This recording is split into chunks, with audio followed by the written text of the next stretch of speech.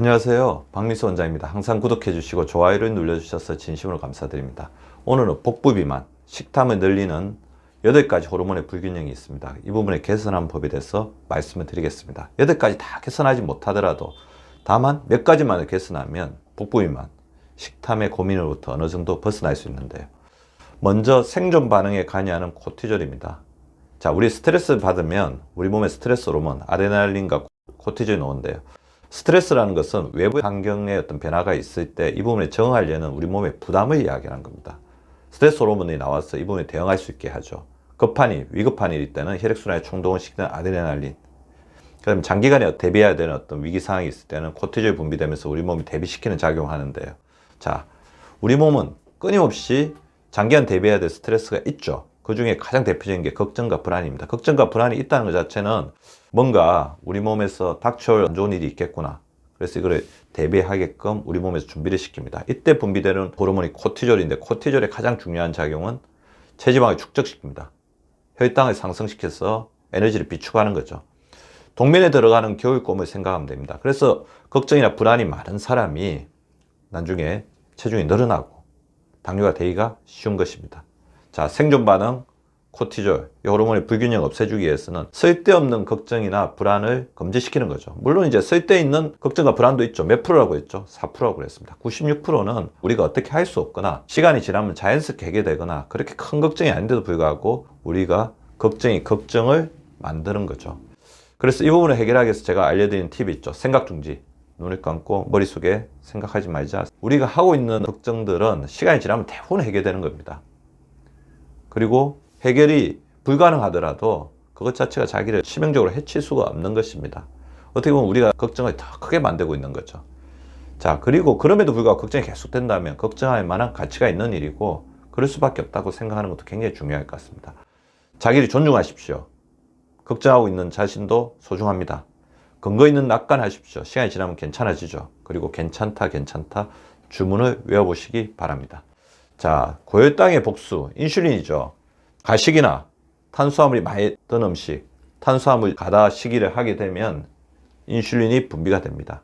그래서 우리가 가식이나 탄수화물이 많은 음식을 이렇게 먹게 되면 자, 고혈당이 되죠. 그때 인슐린이 확 분비돼서 저혈당이 됩니다. 저혈당이 되면 그때 우리 또 막 음식이 땡기게 됩니다. 그것도 신체적인 생존 반응입니다. 이거를 혈당 롤링 현상이라고 그러죠. 혈당이 이렇게 이러다 보면 인슐린 기능이 떨어지면서 인슐린 저항성이 생기고 당뇨가 생길 수밖에 없습니다. 인슐린의 혹사이죠. 실제로 제가 당뇨나 복부 비만이 심한 사람들의 인슐린 검사를 해보면 인슐린 저항성이 와 있고 인슐린 수치가 혈액 속에서 굉장히 올라가 있는 것을 볼 수가 있습니다. 인슐린 잘 해결하기 위해서는 제가 항상 말씀드린 거 있죠. 천천히 거꾸로 식사하자. 밥 한 번, 반찬 한 번이 아니고 천천히 채소 한 번, 비채소 한 번, 밥 한 번, 채소 한 번, 비채소 한 번, 밥 한 번 이렇게 드셔주시라는 거죠. 그래서 모든 탄수화물을 반으로 줄이기줬어요. 그래서 저희 병원에 오시는 환자분들 같은 경우에는 제가 평소 밥그릇보다 반 정도만 드시라고 합니다. 그리고 혈당 지수가 낮은 음식. 같은 음식 100g 먹었을 때 혈당 올리는 정도의 설탕에 비교한 것을 혈당 지수라고 하죠. 혈당 지수 낮은, 색깔 있고 정제가 덜 되고 저항성 전분이 풍부한 과일을 먹는다면 껍질째 먹는 그런 식사를 해주시기 바랍니다. 중독적 성향, 세로토닌이죠. 세로토닌이 결핍되면 우리가 포만감을 느끼는 기능도 굉장히 떨어지고 우리가 불행한 느낌, 불안한 느낌을 다른 걸로 보상하려고 합니다. 이 행복감의 부족을 해결할 때 가장 많이 동원한 게 음식 중독입니다. 음식을 먹었을 때 행복했던 경험, 음식 자체를 먹으면 또 도파민으로 연결돼서 보상해주는 이런 경험들을 가지고 자신의 세로토닌 결핍으로 인한 여러 가지 기분의 저하나 우울감을 극복해 주려고 하는 거죠. 그래서 세로토닌이 비만 치료제, 세로토닌을 흡수하지 못하게 해서 혈액 속에 계속 많이 분비되게 하는 것들을 비만 치료제 사용하기도 하는 경우가 있다는 것입니다. 호르몬 피드백을 해주시는 게 중요합니다. 그래서 10피 10칭, 기분 좋은 일을 하셔야 되죠. 10번 웃고 10번 칭찬하자. 선행하자. 자기에게 도움이 될 수 있는 다양한 취미생활을 가지는 것. 그래서 항상 행복해지려고 노력하시는 게 중요합니다. 다음은 수면 불량입니다. 수면의 질이 떨어지게 되면 우리가 잠자는 동안 나오는 멜라토닌과 성장 호르몬이 부족해지는데요. 자, 얕은 잠, 수면의 부족, 밤에 잘 때 빛을 완전히 제거하지 못하는 것, 낮에 햇빛을 쬐지 않는 것, 이런 것들이 문제가 되겠죠. 성장 호르몬이 결핍되면 근육 감소, 체지방의 증가가 나타나죠. 단백 섭취를 충분히 하고 근육 운동해서 성장 호르몬을 늘려야 됩니다.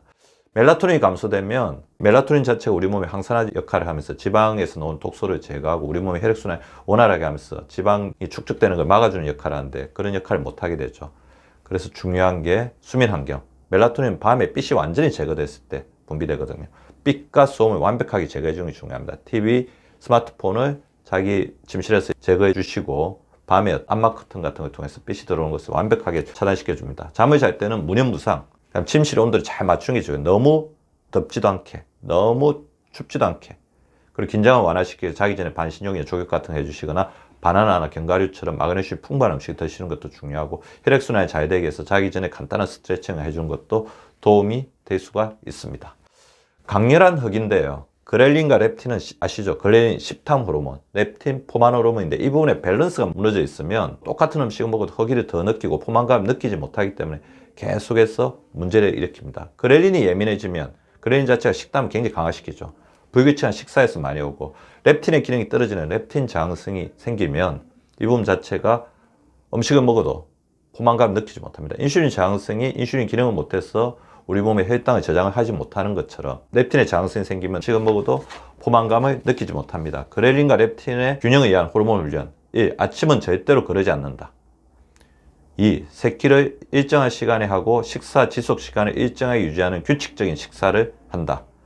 3. 음식은 꼭꼭 천천히 씹어 렙틴의 분비가 원활하게 되기 시간을 준다. 왜냐하면 15분이 지나야 렙틴이 녹기 시작하거든요. 식사 시간 15분 이상 반드시 지켜주시기 바랍니다. 하루 물 2리터로 그렐린의 식욕 촉진 호르몬 활동을 조절해준다. 칼로리 낮고 섬유질이 많이 드는 음식으로 포만 충출을 충분히 만족시켜준다. 자, 그래서 단백질하고 식이섬유를 충분히 먹는 게 중요하죠. 기분을 전환하고 심리적 스트레스를 감소시키는 도파민 분비를 촉진하는 활동으로 렙틴의 능력을 강화시킨다. 웃음, 칭찬, 선행, 운동, 명상 등이 도파민 촉진 활동의 대표적인 예이다. 지나친 운동도 좋지 않습니다. 운동을 너무 지나치게 하면 그렐린의 분비가 촉진이 되거든요. 운동은 힘들지 않을 만큼 약간 땀이 나거나 숨이 차이 정도 진행합니다. 물론 이제 식욕 조절이 잘 되고 우리가 운동의 강도를 높여서 근육을 강화시킬 때는 일정 부분 강렬한 운동이 도움이 되지만 일반적으로 너무 강력하게 운동을 하게 되면 식욕이 땡기는 것은 어쩔 수 없는 일이죠. 배가 고프면 무조건 참지 말고 조금이라도 드시는 게 좋습니다. 즐거운 분위기로 식사하면 천천히 먹게 되고 도파민 분비도 촉진시킵니다. 스트레스는 그렐린 폭발의 가장 좋은 재료입니다. 각종 스트레스 호르몬은 그렐린 분비를 촉진시켜서 식탐을 강화시킵니다. 식사 시간 아까 제가 말씀드린 것처럼 20분 이상, 적어도 15분 이상을 해주셔야 되고 야근이나 밤샘 근무를 하면 그렐린의 분비가 촉진된다는 건 다 알고 계셔야 될 것 같고요. 식사 시간에는 다이어트를 잊고 음식에 감사하는 것도 중요합니다. 음식을 대할 때 감사하는 마음을 가지면 즐거운 마음으로 인해 세로토닌과 도파민 같은 보조적인 식욕 억제 호르몬의 분비를 촉진할 수 있습니다. 자, 그 다음에 이제 햇빛 부족이 굉장히 중요합니다. 햇빛이 부족하게 쬐게 되면 비타민 D가 부족하죠. 우리나라 사람 10명 중에 9명은 비타민 D 부족인 것 같아요. 현대인의 숙명이죠.